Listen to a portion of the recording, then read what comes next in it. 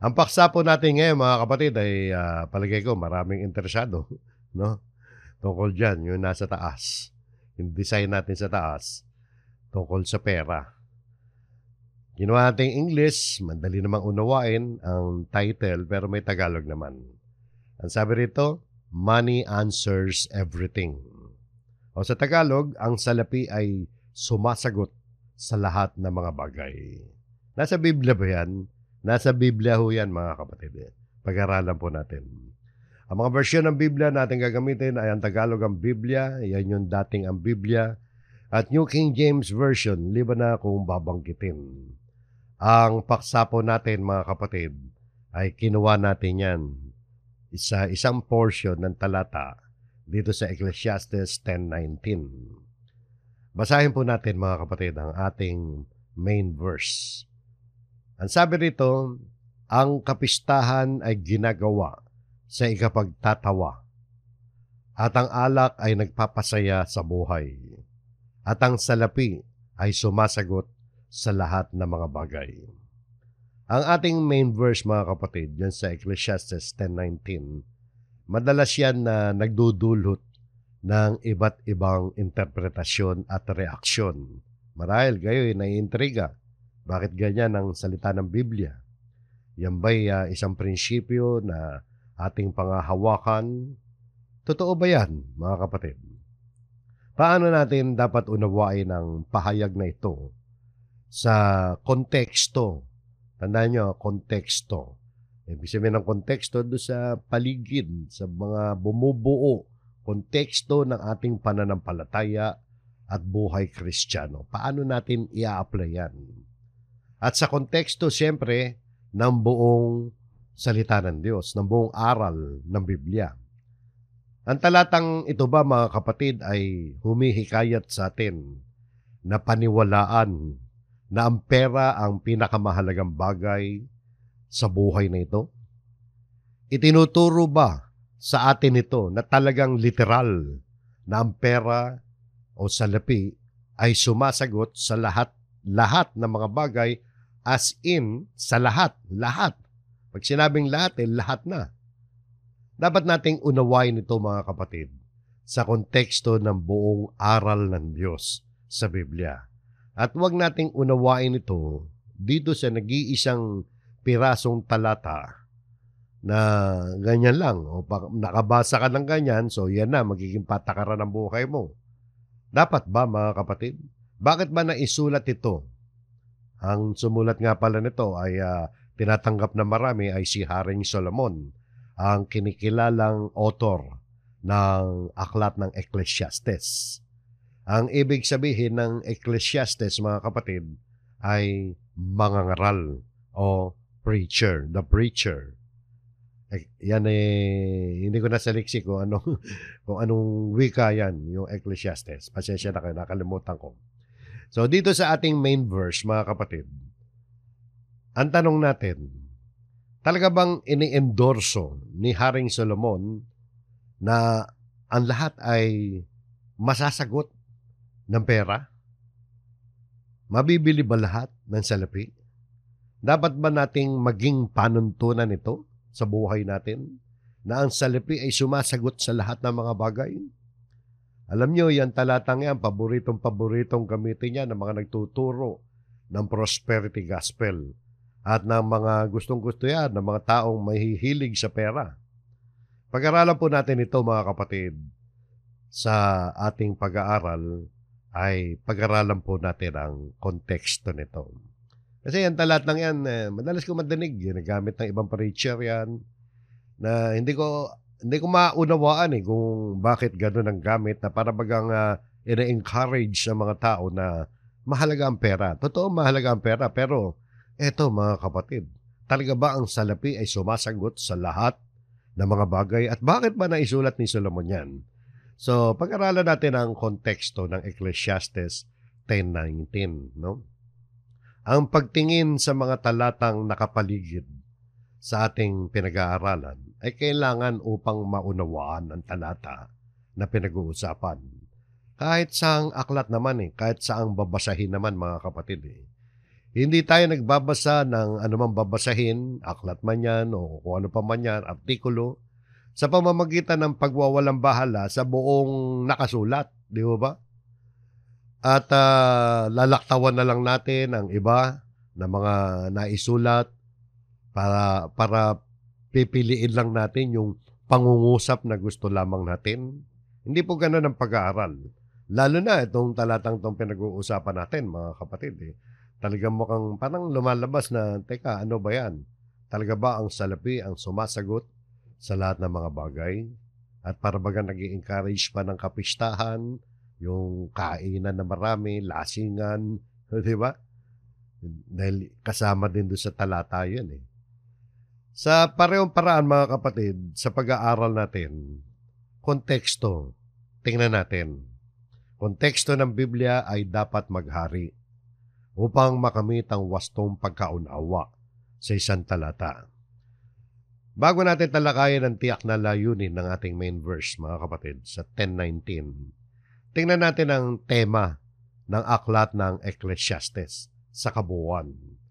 Alam niyo, pag binasa niyo ang aklat ng Ecclesiastes, masasabi natin ang pinaka-susing key, susing parerala sa Ecclesiastes, dahil ito'y madalas banggitin, ay yung pareralang sa ilalim ng araw. Madalas banggitin yan ni Solomon, under the sun. Ibig sabihin, mga kapatid, kung titingnan natin, sinaliksik natin yan sa computer, sa word search, nakita natin na 27 times na nabanggit yung pareralang yan. Paulit-ulit sa ilalim ng araw. Na nagpapakita na yung author nito ay nagsasalita tungkol sa kanyang mga obserbasyon. Tandaan niya, obserbasyon na nangyayari sa buhay na ito sa lupa. Maraming obserbasyon ang tinalakay ni Haring Solomon dito tungkol sa buhay na nasa ilalim ng araw. Ibig sabihin dito sa digdig nito. At tungkol sa pamumuhay ng tao, ang buhay na nakasentro lamang sa ibabaw ng lupa. So yun ang isa sa mga major na tinalakay niya rito, yung kanyang observation. At nakita niya, madalas niya mabanggit, mga kapatid, sa aklat na ito, maraming beses din na nabanggit niya yung mga salitang walang kabuluhan, vanity. Maraming siyang isinasaad, tapos bandang uli, sasabihin niya walang kabuluhan. Kung titingnan natin, mga kapatid, sa computer din, ay 28 verses, isipin nga ninyo, sa 12 chapters lang. 12 kapitulo lang ang Ecclesiastes, pero 28 verses na naglalaban ng salitang walang kabuluhan. So diyan magkakaroon tayo ng idea, di ba, ng kabuuan ng Ecclesiastes. Sa makutid tong Ecclesiastes ay tumatalakay sa mga obserbasyon. Matalino to si Solomon. Siya yung natala sa Biblia na pinakamatalinong tao dito sa na-record sa Biblia. At ito ang kanyang mga obserbasyon. Sa ilalim ng araw at karamihan dyan, nakita niya, lahat ng yan ay walang kabuluhan. So nakita niyo, mga kapatid nun. Kaya dito, mga kapatid, sa Ecclesiastes 10:19, no, bahagi yan ng kanyang obserbasyon. Yung pahayag na ang salapi ay sumasagot sa lahat ng mga bagay, bahagi yan ng isang grupo ng obserbasyon na may akda tungkol sa karunungan at kahangalan. Dalawang bagay yan na magkasalungat. Wisdom and foolishness. Karunungan at kalaman. Kahangalan pala. No? So, dalawang bagay yan na magkasalungat. So, dito'y tinalakay ni Solomon ang obserbasyon tungkol sa mga pag-uukali at ang nagiging resulta nito. Resulta ng katalinuhan at resulta ng kamangmangan. Katulad dito, no? Chapter 10 ito, mga kapatid. Makita natin ang konteksto. Dito rin sa chapter 10, 10:19 tayo, no? Kung titingnan natin, bago dumating ang mga talatang yan, titingnan natin yung mga talatang nauna dyan. Halimbawa sa Ecclesiastes 10:5, hanggang 7 ay naglalahad ng kamalian, ng paghangad ng mga hangal, foolish, sa mga posisyon ng pamumuno. Ibig sabihin, may mga tao na hangal, hinahangad ng mataas na posisyon. Halimbawa sa gobyerno o sa pamumuno. At yun nakita ni Haring Solomon. At nakita rin natin sa panahon natin ngayon, tingnan nyo, sasang-ayunan nyo to bago dumating yung mga talatang yan, yung nakapaligid dyan, obserbasyon yan Ang sabi, 10:5, may isang kasamaan na nakita ko sa ilalim ng araw na tila kamalian na nanggagaling sa pinuno.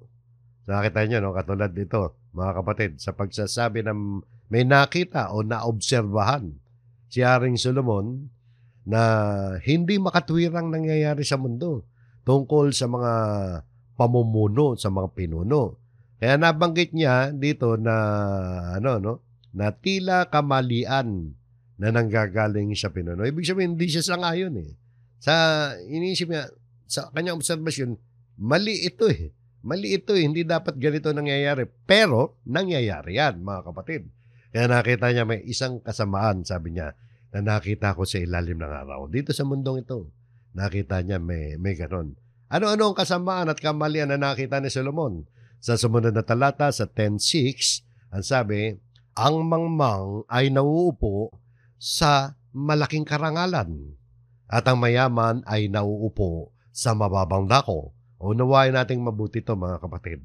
Ang sabi rito, ang mangmang ay nauupo sa malaking karangalan. Mangmang, ito yung mga walang alam, di ba? Folly, sabi rito. No? Mga walang alam yan na naupo sa malaking karangalan na tinutukoy dito na malaking karangalan, mga kapatid, ay ang posisyon sa pamumuno. Dahil doon siya nagsimula. Yun, nakita niya kamalian sa pamumuno. Ibig sabihin, mga kapatid, totoo yan di ba? Kung nakikita natin, maging sa panahon natin ngayon. Sa gobyerno yan, sa namamahala. Di ba't may mga naupo talaga sa gobyerno na wala naman talagang alam?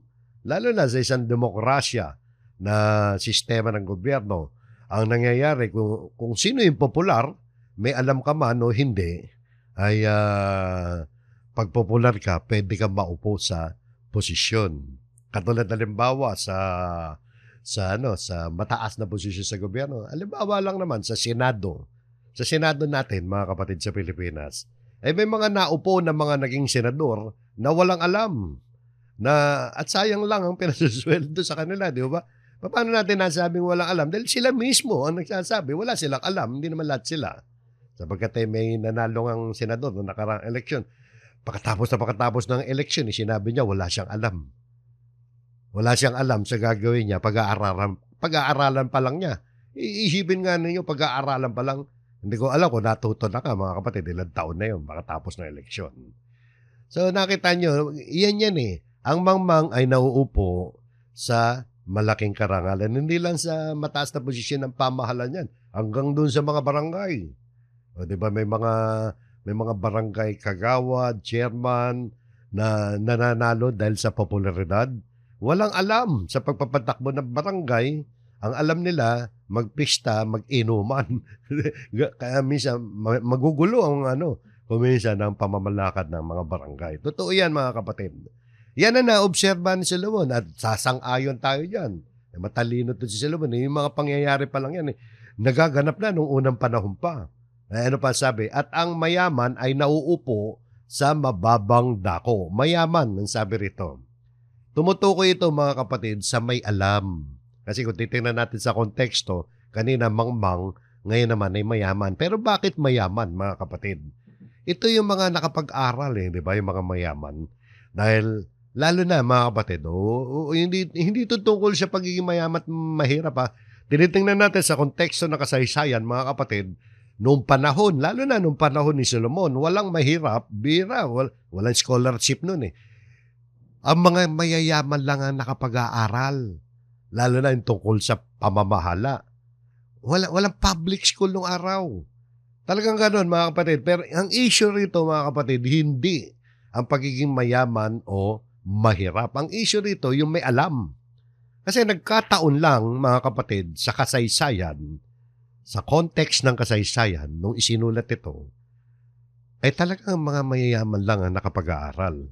O nangyayari raw doon, may nangyayari na pala noong araw na yung mangmang naupo sa malaking karangalan tapos yung may alam, no, mayaman nga lang ang pagkakabanggit, kung sino pa may alam, ay nandun sa mababang dako. So tandaan niyo mga kapatid, huwag niyo titingnan ng literal na literal to na mayaman as in mayaman. Talaga nung panahon na yon, wala tayong magagawa mga kapatid na ang mga mayayaman lang na nakapag-aaral noong mga panahon na yon. At least ngayon, maganda-ganda, kahit mahirap ka, ay pwede kang makapag-aral. At kapag ang taong nakapag-aral, maski sa panahon natin ngayon, ay yung mayaman din naman, di ba? Kahit hindi naman mayaman na mayaman, kapag nakapag-aral, natuto talaga, ay umaangat ang kanyang economic standard, di ba? Di ba? Alam natin lahat yan, mga kapatid. Ang edukasyon ay mahalaga. So, yun yung diwa niyan, mga kapatid. Yung mayaman dyan, sumasagisag dun sa may alam. Yan ang totoong nangyayari. At tapos, sabi pa niya sa susunod na talata, nakakita ako ng mga alipin na nakasakay sa mga kabayo at ng mga pangulo na nagsisilakad sa lupa na gaya ng mga alipin. Nakita niya, kabaligtaran eh. Merong hindi tama dyan, di ba?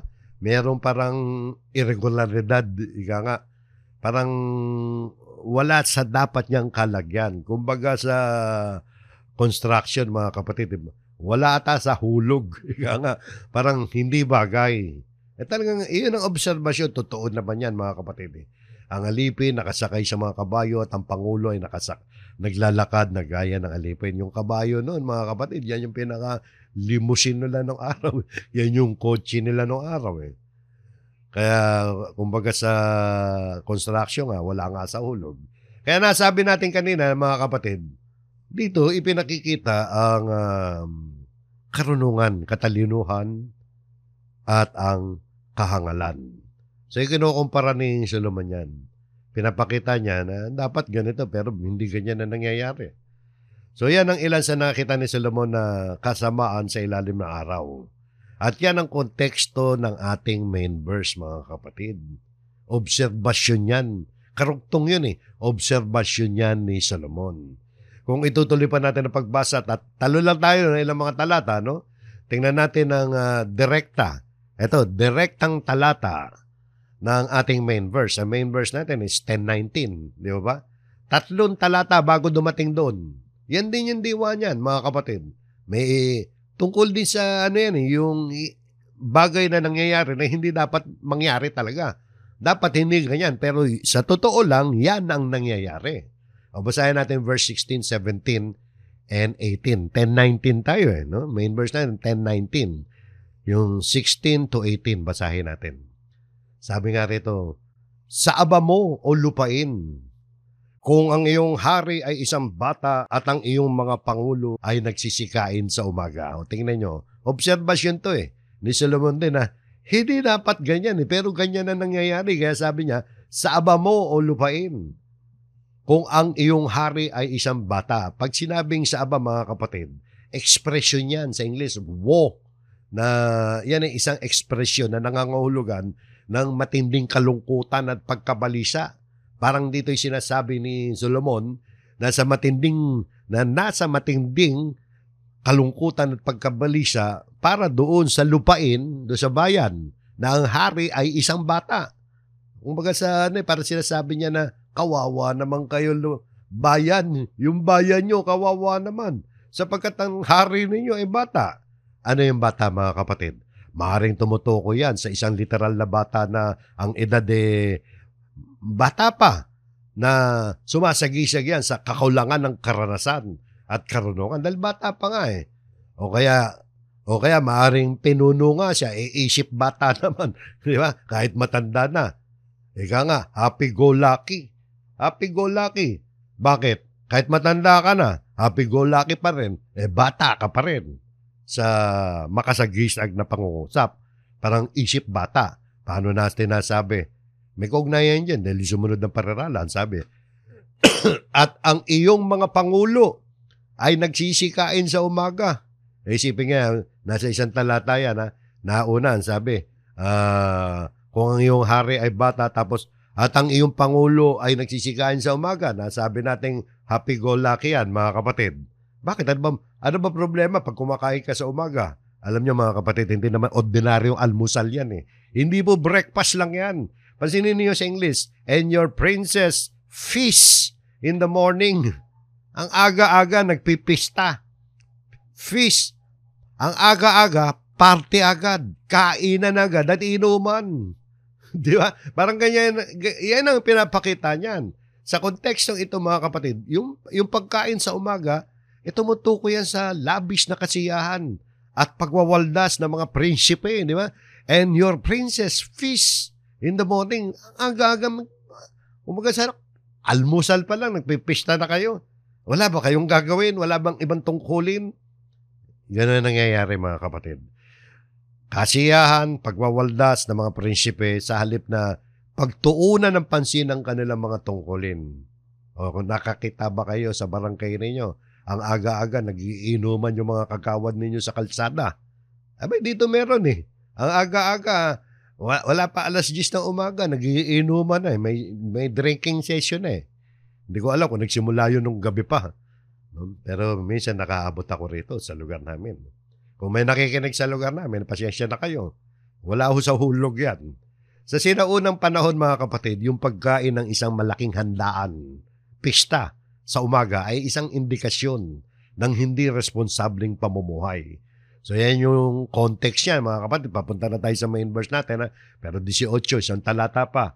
Sa katamaran ay gumuguho ang bubungan at di sa pagkilos ng mga kamay ay tumutulo ang bahay. Totoo naman yan mga kapatid. Sa katamaran, gumuguho ang bubungan. Kapag ang isang tao ay tamad, hindi nagmamalasakit sa maintenance ng kanyang bahay, yung bubungan ay maaring masira o gumuho. At alam niyo mga kapatid, yung bubong naglalarawan niya ng proteksyon at seguridad ng isang tahanan, di ba? Isipin nga ninyo, tanggalin niyo yung bubong. Di ba, paano yung mga nakatira ron? Kaya makita niyo sa demolition ng mga bahay na ayaw umalis yung nakatira. Inuuna nila yung bubong. Pag walang bubong, aalis ka na talaga ron. Nawala na yung security mo eh. So, dito naman mga kapatid, sa katamaran ay gumuguho ang bubong. Kaya pala gumuguho ang bubong, bunga ng katamaran. Siyempre kung masipag ka, nakita mo may diferensya ang bubong, ayusin mo na agad. Ganyan sabi nga rito. At di sa pagkilos ng mga kamay ay tumutulo ang bahay. O ganun talaga. Ang kakulangan ng pagsisikap at pag-aalaga, nagdudulot yan ng problema. Dahil sa katamaran, nagkakaproblema. Tulad ng pagtulo ng tubig sa bubong. Ang tumutulong mga kapatid, ang tumutulong tubig sa bubong ay parang sagisagyan ng kawalan ng kaayusan at kahinaan sa istruktura. At pagkatapos niya mga kapatid ay doon na pumasok ang ating members. Tinitingnan niya yung obserbasyon niya yan eh. Obserbasyon to ni Solomon. Nakita niya yung sumunod na talata, ang kapistahan ay ginagawa sa ikapagtatawa. Yan nakita niya. Kaya may pista para for laughter. A feast is made for laughter at ang alak ay nagpapasaya sa buhay. Yan nakita niya na ginagawa ng mga tao and wine makes merry. No? At ang sabi, no? At ang salapi ay sumasagot sa lahat ng mga bagay. So binanggit din mga kapatid, no? Binanggit yung kapistahan, binanggit yung alak, nagpapasaya sa buhay. So mga obserbasyon niya ni Solomon. Obserbasyon niyan. Parang sa modernong mga termino mga kapatid, parang sinasabi dyan na ang buhay ng mga hangal ay nalilimitahan sa pagsasalo-salo, alak at pera. Yan ang focus ng sanlibutan eh. Di ba? Yun yung dapat daw natin makakita dyan. Hindi yung kaprasong talata, nakita natin, tapos sasabihin natin, mahalaga yung pera. Totoo, mahalaga ang pera. Pero ang salapi ay hindi sumasagot sa lahat ng mga bagay. Yung sinasabing ang salapi ay sumasagot sa lahat ng mga bagay, Yan ang iniisip ng mga tao na nakita ni Solomon. Kasama yan doon sa kamalian na nakita niya. So, inilalahad lamang ng author nito, ni Solomon, na ito ang pananaw ng mga makasanlibutan. Ito ang obserbasyon niya. Isinulat na may akda ito, hindi para maging prinsipyo at maging panuntunan natin ng mga kumikilala sa Diyos. Kundi pinakikita lamang niya na ito ang karaniwang kalakaran ng mga tao na nakafocus lamang ang kanilang buhay sa mundong ito at iniisip nila na ang salapi ay sumasagot sa lahat ng mga bagay. Kita nyo mga kapatid, hindi natin ito dapat unawain ito bilang katotohanan o aral ng Diyos na dapat na maging panuntunan ng ating buhay. Huwag niyong gagawing panuntunan ng buhay na ang salapi ay sumasagot sa lahat ng mga bagay. Obserbasyon niya ni Solomon. Yan ang prinsipyo ng mga hangal. Kasama ito sa konteksto na nagpapakita ng kamangmangan at hindi ng katalinuhan. At sa nakita ni Solomon na kasamaan na naggaganap sa ilalim ng araw. So nakita niyo, no? A feast is made for laughter and wine makes merry. Yan ang ginagawa ng mga tao. So nakita niyo, no, yung context natin. Kaya yan mga kapatid, hindi natin ginagamit yan para encourage sa mga tao, ang mga kapatid na atupagin ng salapi. No? Tingnan niyo, hindi naman masama na maghanap buhay. Tungkulin natin na maghanap buhay. Pero wag na wag niyong iisipin na ang salapi ay sumasagot sa lahat ng mga bagay. Oo, nakasulat yan sa Biblia na ang salapi ay sumasagot sa lahat ng bagay. Pero yan ba ang itinutukoy ng konteksto? Hindi. Obserbasyon niya ni Solomon na yan ang prinsipyo ng mga tao na ang inatupag ay tungkol lang sa buhay na ito. At hindi tayo ganyan, mga kapatid. So, nakita niyo, no? Aminin natin. Totoo yan. Mahalaga ang pera sa ating pang-araw-araw na buhay. Importante ang pera eh. Lalo na sa panahon natin ngayon, maski nung unang panahon pa eh. Kaya nga naisip ng mga tao, ang salapi ay sumasagot sa lahat ng mga bagay. Ito mga kapatid ay ginagamit natin. Yung pera, di ba? Saan ba natin ginagamit yan? Bakit ba natin nasabing importante? Pero hindi yan ang pinakamahalaga. Pero mahalaga rin. Pero hindi yung pinaka. Di ba? Ginagamit natin yan sa pang-araw-araw na pangangailangan natin. Pagkain, para makabili tayo ng pagkain. Magbayad ng ating mga bayarin. Tugunan ng halos lahat ng material na pangangailangan natin. Kailangan natin ng pera. Subalit, sinasabi ba ng talatang ito na ang pera ang pinakamahalagang bagay sa buhay? Hindi, di ba? Hindi yung pinakamahalaga. Okay, sinabi na sa lahat ng bagay, pero nakita na natin ang context. Hindi yan ang prinsipyo na dapat natin pangawakan. Obserbasyon lang ni Solomon yan. Kahit hindi nga tayo magbasa ng Biblia, mga kapatid, ay makikita natin na merong limitasyon ang pera. Di ba? Hindi ang salapi ang sumasagot. Hindi kaya ng salapi ang lahat. Ang salapi, mga kapatid, ay merong limitasyon. At hindi kayang sagutin ng salapi ang lahat. Di ba? Marahil, sasang-ayo kayo dyan. Alam nyo, kahit hindi nga tayo magbasa ng talata ng Biblia, kayang-kaya nating patunayan yan eh, na ang salapi ay hindi sumasagot sa lahat ng mga bagay. Halimbawa lang, sa kalusugan natin, may naitutulong ba ang salapi sa kalusugan natin? Meron. Pero, todo-todo ba ang pagtulong ng salapi sa kalusugan natin? Hindi po, mga kapatid. Kahit maingat ka nga sa katawan mo, marami kang pera, magkakasakit ka rin, kapatid. Eh. Bagamat malaki ang nagagawa ng salapi upang matugunan ang ating mga pangangailangan, halimbawa, kung ikaw ay mabigat ang pagkakasakit mo, meron kang mabigat na karamdaman, at maaaring makatulong sa iyo ang salapi mo para humaba-haba pa ng konti ang buhay mo. O, 'di ba gano'n 'yan mga kapatid, praktikal lang 'yan, na may mga pangyayari sa buhay na kung wala kang pera, eh, hindi mo na kaya ma-ospital, mamamatay ka na lang. Kung may pera ka, ma-o-ospital ka, kaya kang gamutin, na nagbabayad ka, medyo haba pa ng konti ang buhay mo. Subalit alam natin, mga kapatid, na dumarating ang panahon sa malaot madali, matagal man o mabilis dumating, ang magiging dahilan ng kamatayan natin, pagkakasakit din, di ba? At yung anumang panghihina ng katawan natin. Kahit na nga yung mga mayayaman, di ba?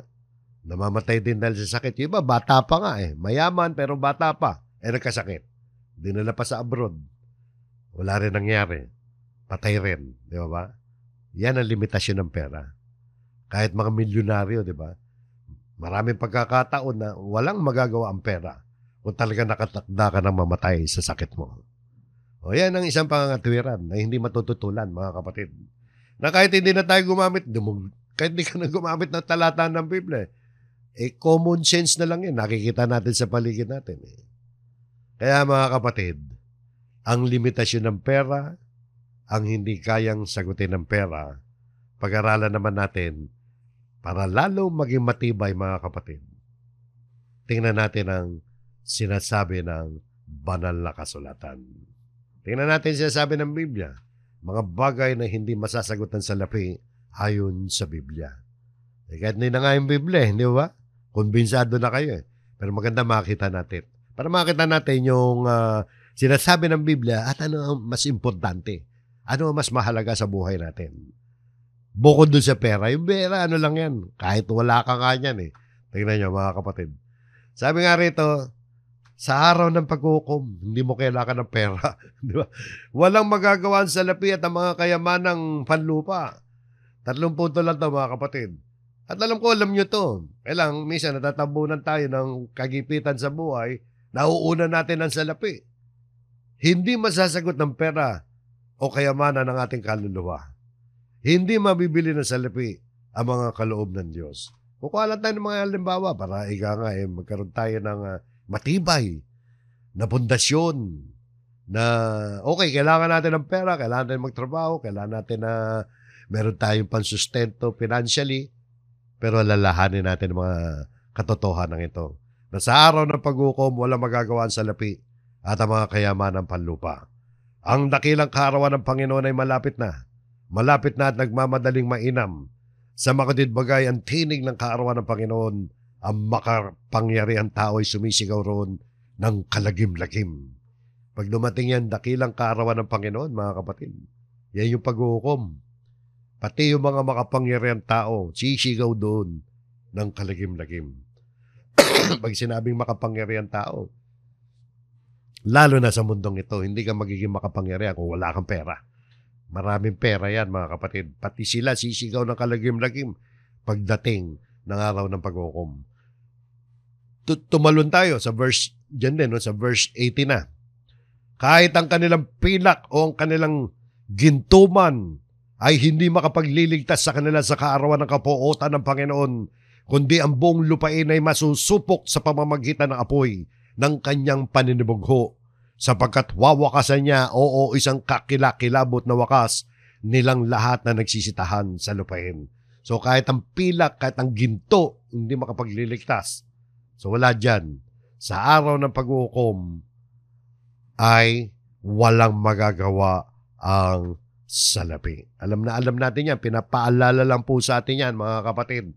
Sapagkat lalo na sa panahon natin ngayon, maski naman nung unang panahon talagang priority ang kumita ng pera. At kung minsan yung pagkita ng pera na ipagpapalit ba sa pagdalo sa pagtitipon. Di ba? Eto pa, hindi masasagot ng pera o kayamanan ng ating kaluluwa. Alam din natin yan. Pero pinapaalala lang po muli sa atin.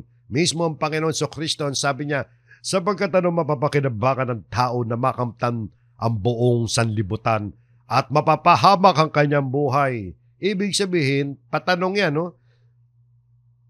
Ano daw mapapakinabangan? Ibig sabihin, walang mapapakinabangan ang tao kahit makamtan niya ang buong sanlibutan.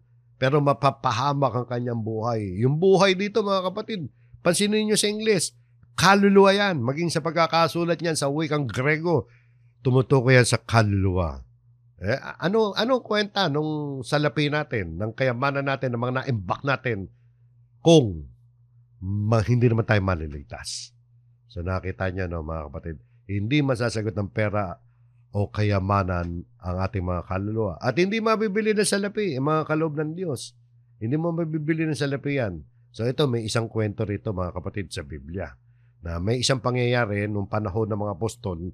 Si Felipe, isang alagad ng Panginoon, nung si Felipe nangaral sa Samaria, maraming nakonbinsya ron na naging mananampalataya. At si Felipe nakagawa ng mga himala ron. At maraming naging convert doon.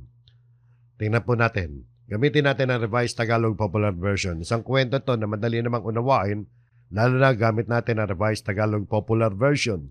Makinig po kayong mabuti mga kapatid. No?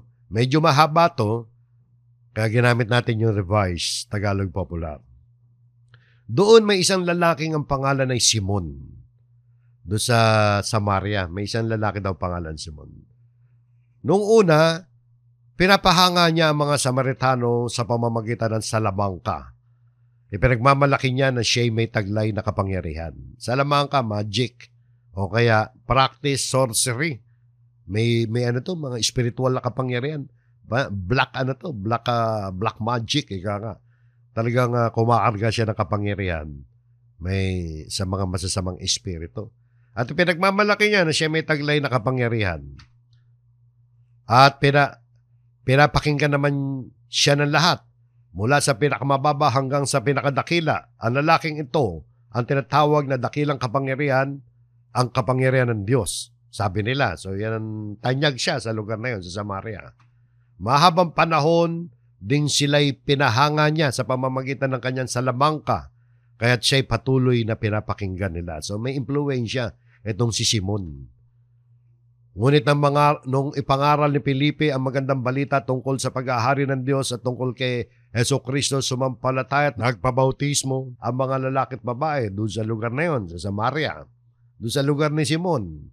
Pati si Simon, isipin nga ninyo, pati si Simon na salamangkero ay sumampalataya rin. At nang mabautismo ay patuloy siyang sumama kay Felipe, humanga si Simon na makita niya yung mga himala na ginagawa sa pamamagitan ni Felipe. O, na nangyari? Nang mabalitaan ng mga apostol sa Jerusalem na tinanggap ng mga Samaritano ang salita ng Diyos, sinugo nila roon sina Pedro at Juan. So, nabalitaan sa Jerusalem. Doon sa Samaria, may mga may mga nanampalataya na rin. So, nagpunta si Pedro at si Apostol Juan. Pagdating doon, ipinalangin ng dalawang apostol ang mga Samaritano upang sila'y tumanggap din ng Espiritu Santo, sapagkat hindi pa ito bumababa sa kanino man sa kanila. Sila'y nabautismohan pa lamang sa pangalan ng Panginoong Jesus. Ipinatong nila Pedro at Juan ang kanilang kamay sa mga Samaritano at tumanggap ang mga ito ng Espiritu Santo. Nakita ni Simon na ang Espiritu ipinagkakaloob sa pamamagitan ng pagpapatong ng kamay ng mga apostol. Kaya't inalok niya ng salapi sina Pedro at Juan. Ito na mga kapatid. Nakita ni Simon, nag-interesado si Simon. Inalok niya ng pera si Apostol Pedro at si Apostol Juan. Ano na naging reaksyon ng dalawa? O ito muna, bigyan ninyo ako ng kapangyarihan. Kapangyarihan ito upang ang sino man patungan ko ng kamay ay tumanggap din ng Espiritu Santo. Sabi niya. Ito reaksyon. Sinagot siya ni Pedro, mapapahaba ka ikaw at ang iyong salapi sapagkat inakala mong mabibili ng salapi ang kaloob ng Diyos. Ibig sabihin, hindi mabibili ng salapi ang kaloob ng Diyos, kaya pinagalitan siya ni Apostol Pedro. Sabi pa, wala kang bahagi ni karapatan sa bagay na ito sapagkat alam ng Diyos na marumi ang puso mo. Pagsisihan mo ang iyong kasamaan at manalangin ka sa Panginoon na naway patawarin ka niya sa masama mong hangarin. Dahil nakikita kong inggit na inggit ka at bilanggo ng kasalanan. Nakita niyo, mabigat yung binitawan ni Pedro. Sumagot si Simon, idalangin ninyo ako sa Panginoon para hindi ko sapitin ng alinman sa mga sinabi ninyo. So yan, nakita niyo mga kapatid, no? Simpleng-simple. Hindi mabibili ng salapi ang mga kaloob ng Diyos. So, yan mga kapatid, ang lesson natin tungkol sa money answers everything. Pero hindi pa tayo tapos mga kapatid. Ano naman ang mahalaga ngayon? Paano natin dapat haharapin ito? No? Ito sa aral mensahe natin. Number 1 mga kapatid, papaalala ko lang sa inyo, baka madinig nyo, gamitin ng isang pastor ito. Huwag niyong paniwalaan yan, na yan ang dapat na maging prinsipyo. Ang salapi ay sumasagot sa lahat ng mga bagay. Hindi naman totoo yan eh. At hindi nagkamali ang Biblia. Sapagkat yan kung babasahin natin sa konteksto, hindi prinsipyo yan ang dapat nating unawain at tanggapin. Kundi yan inilahad lamang ni Solomon ang kanyang obserbasyon. Yan ang ginagawa ng mga tao na ang focus nila dito lang sa sanlibutan ito. Na ang kapistahan ay ginagawa sa pagtatawa at ang alak ay nagpapasaya sa buhay. O di ba puro ganun lang ang gusto ng tao? Pista, alak, inuman, at ang salapi ay sumasagot sa lahat ng mga bagay. Puro pera-pera lang. Hindi yun. Ito ang dapat sa atin mga kapatid. Number 1, umiwas sa pag-ibig sa salapi. Ito mga kapatid, paalala ko sa atin to. Sa 6:10 o 6:6 hanggang 10. Ang sabi ni Apostol Pablo, dadapot ang kabanalan na may kasiyahan ay malaking kapakinabangan. So yung kasiyahan, ano ibig sabihin ng kasiyahan? Contentment. Yung kabanalan, yung pagiging makadiyos. Kung makadiyos ka mga kapatid, meron kang pananampalataya, tas dagdagan mo ng kasiyahan, contentment, masiyahan ka kung ano meron ka, malaki raw ang pakinabang niyan. Sapagkat, bakit nasabi ni Pablo yan? Sapagkat wala tayong dinalang anuman sa sanlibutan at wala rin naman tayong mailalabas na anuman. Alam natin yan mga kapatid, alam naman ng mga tao yan kahit hindi nagbabasa ng Biblia. Pero ngayon, muli pinagtitibay sa ating mga puso at isipan na yan ang salita ng Diyos. Dito sa sanlibutan ito, isinilang tayo na wala tayong anuman. Kahit anak ka ng mayaman, wala kang, nung lumabas ka sa bahay bata ng iyong nanay, wala ka namang hawak na kutsara. At wala rin naman tayo may lalabas. Pag namatay tayo, kahit gaano kaganda ang ataol natin, lahat ng kayamanan natin, lahat, kung meron man tayo may iwan na yan, wala na. Wala nang kwenta yan para sa atin pag namatay tayo mga kapatid. Dahil hindi na natin madadala yan, hindi na natin may lalabas yan. Kaya ang payo sa atin, ngunit, kung tayo'y may pagkain at pananamit, ay masisiyaan na tayo doon. Yan ang contentment mga kapatid. Having food and clothing, with this, we shall be content. O meron ba kayo pagkain? Sobra pa nga yung iba sa inyo sa pagkain di ba? Kaya nga meron tayong diabetes, meron tayong high blood, di ba? Tumaas ang mga uric acid natin. Bakit? Kakakain di ba? So nakita nyo mga kapatid, kung may pagkain ka, meron kang damit, makontento ka na roon mga kapatid. Simpleng pamumuhay, yung pagiging kontento. Di ba? Importante, yung mga basic needs natin, pero dapat makontento tayo. Tingnan nyo, bakit ba kinakailangan makontento tayo? Kasi may panganib kapag tayo naghangad ng higit pa. Dadapat ang mga nagsisipag nasang yumaman ay nangahuhulog sa tukso at sa silo at sa maraming mga pitang hangal at nakasasama na siyang naglulubog sa mga tao sa kapahamakan at kamatayan. Matindi ang talatang yan, Yung mga nagsisipag nasang yumaman. Sino gusto yumaman sa inyo, mga kapatid? Itaas ang kamay. Those who desire to be rich fall into temptation. Nasa panganib tayo na matukso at masilo, matrap tayo sa mga maraming pitang hangal na nakasasama. Diba? Minsan kahit ano na lang, papasokin natin para magkapera lang. At yan mga kapatid na yan, naglulubog sa mga tao sa kapahamakan at kamatayan. Bakit nasabi ni Pablo yan? Sapagkat ang pag-ibig sa salapi ay ugat ng lahat ng uri ng kasamaan na sa pagnanasa ng iba ay nangasinsay sa pananampalataya at tinuhog ang kanilang sarili na maraming mga kalumbayan. Nakita nyo, yung pag-ibig sa salapi, ang sabi rito, ang pag-ibig sa salapi, tingnan nyo, sapagkat, ibig sabihin, may kaugnayan yun sa huli niya sinabi, di ba? Ano ba yung huling sinabi ni Pablo tungkol doon sa mga nagnanasang yumaman? Yung mga nagsisipagnasang yumaman, mahuhulog kayo sa tukso. No? Bakit?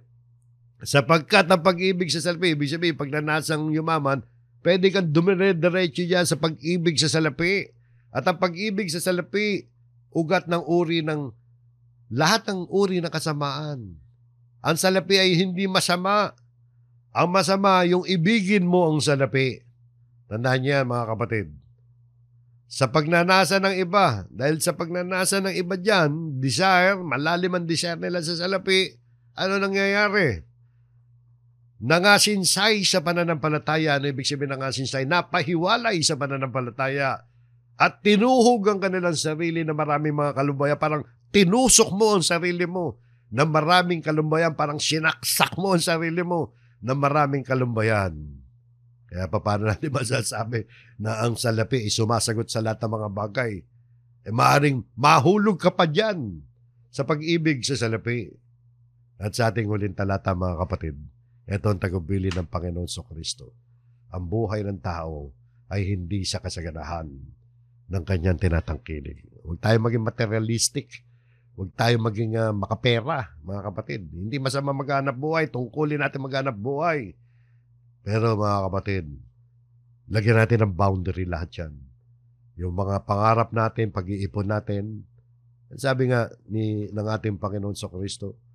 At sinabi niya sa kanila, mangagmasid kayo at kayo'y mangag-ingat sa lahat ng kasakiman sapagkat ang buhay ng tao ay hindi sa kasaganahan ng mga bagay na tinatangkilik niya.